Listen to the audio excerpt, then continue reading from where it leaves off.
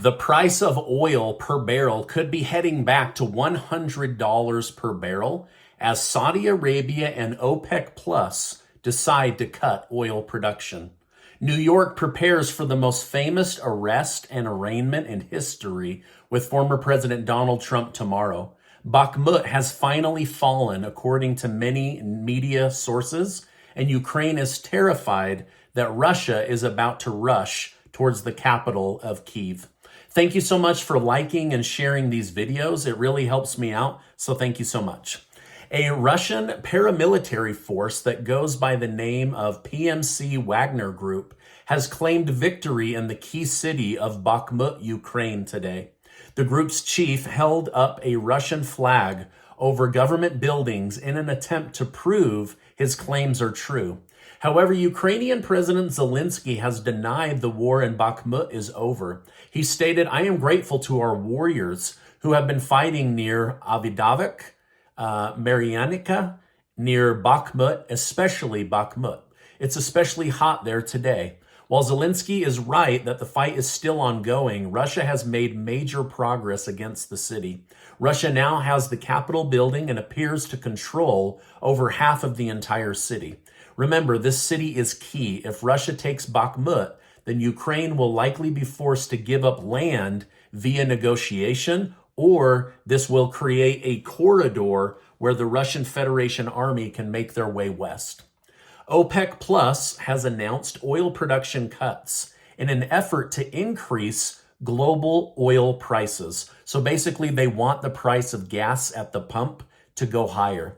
Now, Saudi Arabia and Russia are two major producing countries that have agreed to make cuts, which promoted a negative response from the United States White House. Their statement from the White House reads, "We don't think cuts are advisable at this moment, given market uncertainty, and we've made that clear. These new rounds of cuts will likely increase tensions between the United States and Saudi Arabia, which could lead to further cuts down the line." So basically, the Biden administration knows that if they cut production, it will directly impact American wallets and budgets, and they hate that. They don't want that to happen. At the same time, thanks to China, Saudi Arabia and Iran are becoming friends. They're making peace agreements. They're working together to basically stick it to the United States and the Biden family. As you know, there's bad feelings between Saudi Arabia and Joe Biden. Now, the price of oil per barrel increased slightly on this news today.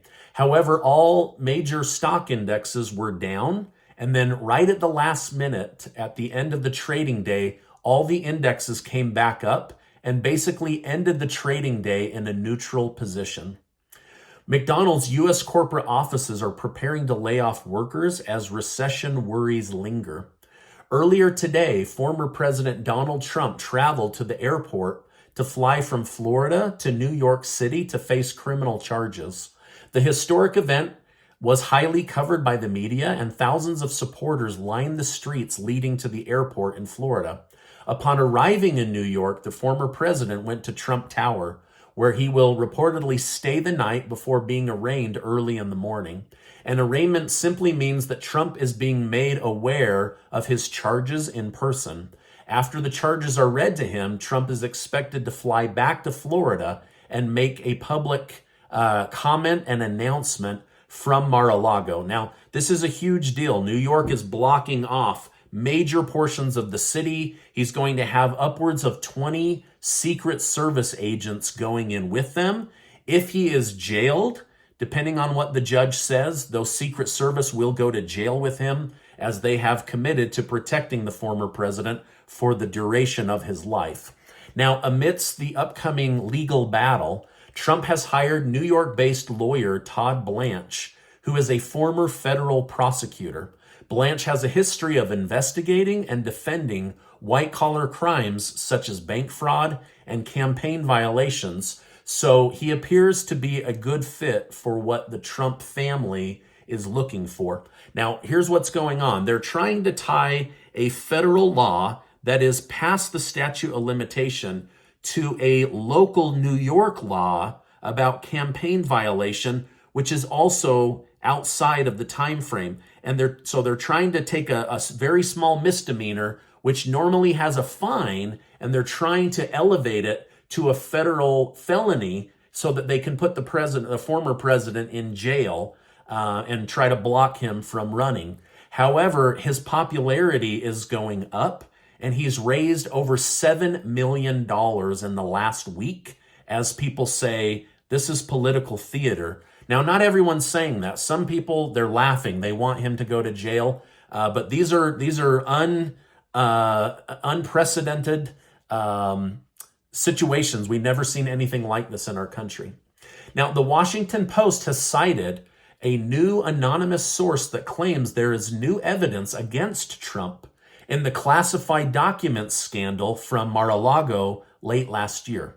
The source claims that there is evidence that Trump personally went through the documents after receiving a subpoena from the Department of Justice. If it can be proven that Trump knowingly possessed classified documents, it would make it much more likely that he could be charged with criminal charges. However, as of right now, this is all coming from an anonymous source, so we don't have a lot of details. Okay, now going to the sitting president. According to Republican Representative James Comer, the man leading the investigation against President Joe Biden and his connections to a communist Chinese energy company while vice president, Comer says now 4 members of Joe Biden's family have come forward, and they're privately sharing details with the committee about Joe Biden's family involvement in receiving money from this Chinese energy company. On another note, Secretary of State Antony Blinken had a conversation with Russia's foreign ministry, Sergei Lavrov, in an attempt to secure the release of an American journalist who they are alleging committed espionage crimes. This is somebody from the Wall Street Journal. Now, they're trying to make a prisoner swap or negotiate similar to basketball star Brittany Griner. This is what was said. We must do everything in our power to bring him and all Americans home. Now, Griner has been an advocate for Americans imprisoned in foreign countries ever since she was swapped out in 2022. Despite her support, ever since she has been released, the media has failed to demand justice for non-celebrities. So basically, unless you're really famous and you get arrested overseas, the United States doesn't have a lot of pull to get you back home. A new report from NBC News has finally answered the question we all had about the Chinese spy balloon. The report cited 3 U.S. officials who claimed that the balloon sent back information to China in real time. The balloon mainly focused on recording electronic signals, which likely allowed them to spy on and listen in on communications over U.S. military bases. Now, despite China's claim that this was not a spy balloon, we have evidence that this absolutely was a spy balloon. So with this new information confirmed, do you think President Biden made the right call by shooting down what was being called a Chinese spy balloon? Let me know your thoughts in the comments down below.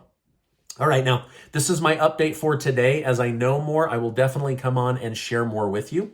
The winners of the $10,000 giveaway from last month have been randomly chosen using the software that I use, and they've been contacted via the email used to register. So congratulations to them. Now remember, I will never contact you in the comments down below. I'm not going to invite you to privately text me or call me or follow me on Telegram or message me on WhatsApp. Those are scammers. Please be careful. They're all over the place. They are impersonating celebrities, YouTube creators, and others to try to trick you into giving banking information or private information about yourself. So please be warned. Now, I am working on another giveaway in the month of April. I'm just wrapping up paperwork and contract so that I can make that announcement here in the next day or two. Now, before you go, I want to remind you that you are amazing. Thank you so much for stopping by today. Please check out this super important video and get subscribed to the channel. There's a lot of places to get your news, but please hit the subscribe button because I want to keep you in the loop. All right, now I will see you on the next video.